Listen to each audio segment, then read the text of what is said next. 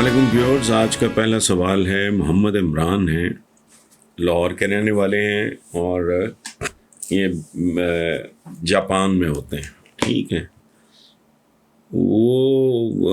ان کا سوال ہے کہ آپ اپنی کوئی سیاسی جماعت کیوں نہیں بناتے جس میں آپ ان لوگوں کو اختیارات سے نوازیں جو اہل، قابل اور ایماندار ہوں۔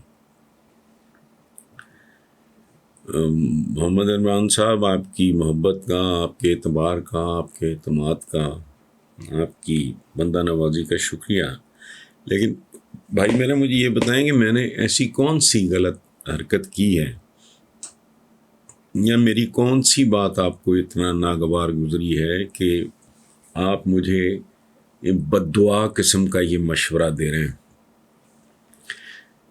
دیکھیں، پہلی بات تو یہ ہے کہ اللہ پاک نے ہر آدمی کو ہر کام کے لیے اہلیت، صلاحیت نہیں۔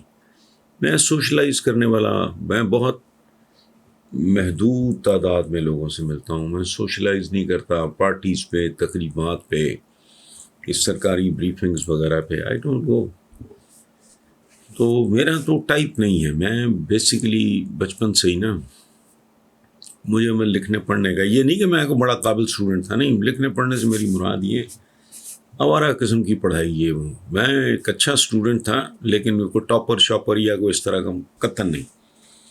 اس کا مطلب یہ نہیں کہ میں کوئی بڑا پڑھاکو تھا، but I enjoy reading, writing, مجھے اچھا لگتا ہے، اور میں بہت ایک ذاتی قسم کی ایک زندگی، بڑی پرائیویٹ قسم کی گزارتا ہوں۔ میرا حلقہ ہے وہاں بہت خوبصورت، میرے اسکول، کالج، یونیورسٹی کے دوست آج تک گہرے رابطے، خوبصورت ہے، محدود ہے۔ پریکٹیکل لائف میں آ کے بھی میرے بہت کم رشتے، بہت کم بنے۔ تو مجھے آپ یقین کرو کہ بچپن سے ہی نا یہ سیاست سے مجھے پتہ نہیں، گھن آتی ہے، نفرت ہے۔ اسکول، کالج، یونیورسٹی، اس کام سے ہی نفرت رہی۔ انتہا یہ ہے کہ کالج تک میرے ایک بہت ہی پیارا دوست اولمپئن تھا، پاکستان کی ہاکی ٹیم کا سٹار تھا، ارشد چودھری، میرا بچپن کا دوست ہے۔ اختر رسول کے وہ اپنا فرسٹ کزن بھی تھے، اور ان کے بردر ان لاء بھی۔ میرا بچپن کی دوستی تھی جو ارشد، اللہ غری کی رحمت کرے، اس کی موت تک جاری رہی اور آج تک جاری ہے۔ میں بہت ریگولرلی اس کو یاد کرنے والا ہوں۔ تو اس کی بڑی خواہش تھی، وہ خود تو ہاکی کا سٹار تھا، پہلے اس کی خواہش تھی کہ میں ہاکی کھیلنا شروع کروں تاکہ ہم زیادہ سے زیادہ وقت اکٹھے گزار سکیں، کیونکہ شام کو ظاہر گیمز وغیرہ کا سلسلہ ہوتا۔ پھر جب اس نے دیکھا کہ یہ ادھر نہیں آ رہا تو پھر اس نے نا مجھے بڑا زور لگا کے نا کوشش کی کہ میں پولیٹکس میں، کوئی کالج میں الیکشن، اسکول میں ہوتے تھے اور ٹائپ کے الیکشن، کالج میں نے کہا نہیں، وجہ کیا ہے؟ تو میں نے ایک بار ارشد کو بتایا کہ یار مجھے بھکاری پہ رحم آئے، ترس آئے، اور بات ہے بھیک مانگنا اچھا نہیں لگتا۔ بھیک مانگنے والا بھلے نوٹ مانگ رہا ہو، چاہے کوئی ووٹ مانگ رہا ہو، ہے بھکاری۔ تو مجھ پہ رب العزت کا، میرے رب کا، میرے خالق کا اتنا بڑا، میرے پہ بہت سارے احسانات ہیں، بہت سارے، ان گنت، جس میں سمجھتا ہوں کہ سب سے بڑا احسان میرے رب کا مجھ پہ یہ ہے کہ میں نے زندگی اپنی ہی شرائط پہ گزاری۔ I was 18, 19، 20 سال کی عمر میں وہ گھر کے جبر کیا، الحمدللہ، مطلب I loved my father۔ آج بھی ہمارے پورے گھر میں میرے وہ جو مجھے ڈکٹیٹ کرانا چاہ رہے تھے، جو میں نے ڈکٹیشن لینے سے انکار کر دیا۔ میں نے کہا میں نے سول سروس نہیں، میں نے پڑھائی لکھائی کا کام کرنا ہے۔ تو اس طرح وہ گھر بار ہی چھوڑ دیا تھا۔ میں نے چند دن پہلے کالم لکھا تھا کہ جس کام کے لیے گھر چھوڑا، اب وہ کام چھوڑنے کو دل کر رہا ہے، جو ملکی حالات ہیں۔ اس لیے پلیز آپ مجھے اپنی دعاؤں میں یاد رکھیں۔ آپ کی محبت کا بہت شکریہ، لیکن مجھے پلیز یہ مشورہ نہ دیں، بڑا گندا کام ہے۔ اور on top of every thing, میں شاید جس طرح کا میں مستقبل دیکھ رہا ہوں، میں شاید مطلب سوچتا بھی، لیکن اب تو عمر کا وہ حصہ ہے کہ چل چلاؤ کا وقت ہے۔ دس از پیکنگ اپ ٹائم. ٹھیک. یہ تصدق حسین ہیں جی، نشتر کالونی، انہوں نے لکھا ہے بڑی معصومیت سے، نشتر کالونی بازار میں کونے والا گھر، لاہور. نمبر شمبر نہیں ہوگا، مجھے نہیں پتا. بہرحال وہ کہتے ہیں جی کہ میڈیا سے بات چیت کے دوران امریکن پریزیڈنٹ جو بائیڈن نے وائٹ ہاؤس میں ایک صحافی کو مہنگائی سے متعلق سوال پہ ہوش گالی دے دی، جو ریکارڈ بھی ہو گئی. پاکستان سے لے کے امریکہ تک اگر صحافیوں کو گالیاں دی جا رہی ہیں تو اس کا مطلب یہ ہوا کہ سیاسی اقدار میں ادب، لحاظ، برداشت، تحمل، بردباری کا فقدان پیدا ہو رہا ہے. اس میں بنیادی طور پہ کس کا قصور ہے؟ کیا سیاسیات اور اخلاقیات الگ الگ چل سکتی ہیں؟ تصدق حسین صاحب یہ چل سکتی ہیں نہیں، چل رہی ہیں.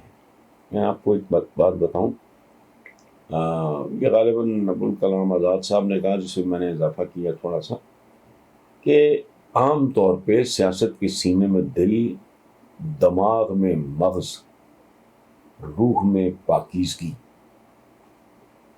اور ظرف میں کشادگی نہیں ہوتی.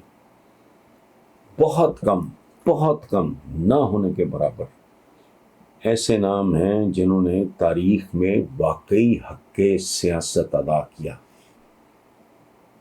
جس میں سر فہرست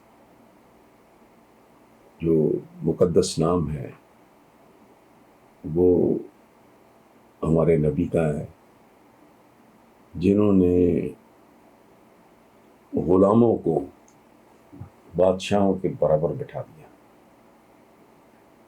جنہوں نے انصاف کی ایسی ایسی مثال، برداشت کی ایسی ایسی مثال، مہربانی کی، شفقت کی، معافی کی ایسی ایسی مثال قائم کی. تو ان سے پہلے اور ان کے بعد تاریخ میں چند نام ہوں گے، ان کے تو خیر کسی نے کیا کوئی ٹخنوں تک بھی نہیں آتا ہوگا، لیکن بہت کم لوگ ایسے ہیں. باقی یہی گند ہے، یہی غلاظت ہے. اسلام کا جو اقتدار کا فلسفہ ہے وہ مختصراً یہ ہے کہ جو آدمی خود کو کسی عہدے، کسی منصب کے لیے، کسی پوزیشن کے لیے پیش کرے، وہ اس عہدے کے لیے بدترین آدمی ہے. آپ اندازہ لگائیں، ویسٹرن ڈیموکریسی، ہمارے یہاں بھی وہی پریکٹس ہو رہی ہے، امریکہ میں بھی وہی ہے. وہ کیا ہے؟ آپ خود کو ایک منصب کے لیے پیش کرتے ہو، اس کے لیے لابنگ کرتے ہو، اس کے لیے آپ جوڑ توڑ کرتے ہو، بے تحاشا پیسہ خرچ کرتے ہو، لوگوں کے ساتھ الٹے سیدھے، سچے جھوٹے وعدے. یہ حیران کن بات. تو ایک ایسا آدمی جس کے اندر ایک خاص منصب اور عہدے کے لیے ہوس ہو، اس سے آپ کیا ایکسپیکٹ کر سکتے ہو؟ یہاں ایک چھوٹا سا واقعہ میں آپ کی خدمت میں عرض کرتا ہوں. It came as a surprise to حضرت عمر بن عبدالعزیز کہ ان کو کر دیا گیا ہے خلیفہ کے طور پہ نامنیٹ.